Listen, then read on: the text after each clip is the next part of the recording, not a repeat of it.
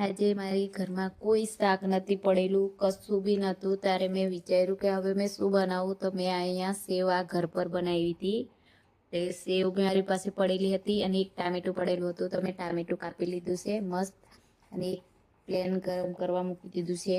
એની ઉપર અંદર તેલ નાખ્યું છે 1-1.5 ચમચી જેટલું.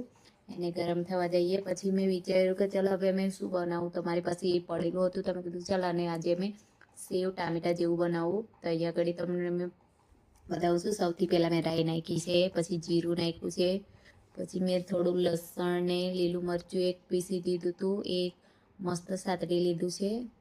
હવે એને મસ્ત હલાવીને ફ્રાય થવા દેવાનું છે. પછી આપણે નાખીશું એની અંદર ટામેટુંને બી મસ્ત ગાળવા દેવાનું છે, આપણે ચડવા દેવાનું છે. ટામેટુંને ચડતા તો વાર નહીં લાગે, એકવાર ઢાંકી દો એટલે તરત ચડી જાય છે, એને વાર નહીં લાગતી. તો મેં થોડી વાર ઢાંકીને રહેવા દીધું છે અને મસ્ત અહીંયા ચડીને રેડી થઈ ગયું છે. હવે આપણે એની અંદર આપણે નાખીશું બધા મસાલા. તો અહીંયા આગળ મેં એક ગરમ મસાલો, હલ્દી પાવડર, ધાણા જીરું પાવડર, લાલ મરચું પાવડર થોડું બધું જ નાખ્યું છે. મીડિયમ મારો છોકરો બી ખાવાનો છે અને સેવ થોડી તીખી છે એટલે મીડિયમ મેં લાલ મરચું નાખ્યું છે. અને આપણે બધું સાતડી લઈએ એકદમ મસ્ત, થોડું શેકાવા દઈએ તેલમાં. પછી આપણે એની અંદર થોડું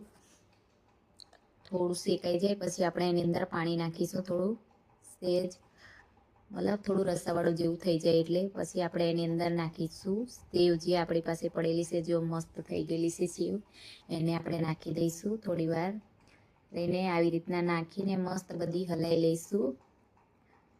તમારા હિસાબથી તમે બનાવી શકો છો. અમે એકલી મને મારો છોકરો 2 જણ છે એટલે અમે થોડું ઓછું મેં બનાવ્યું છે. એક ટામેટું મારી પાસે પડેલું હતું. અહીંયા આગળ મારી સેવ ટામેટાનું શાક બનીને રેડી થઈ ગયું છે. કેવી લાગી છે મારી રેસીપી કોમેન્ટમાં બતાવજો. લાઈક કરો, શેર કરો.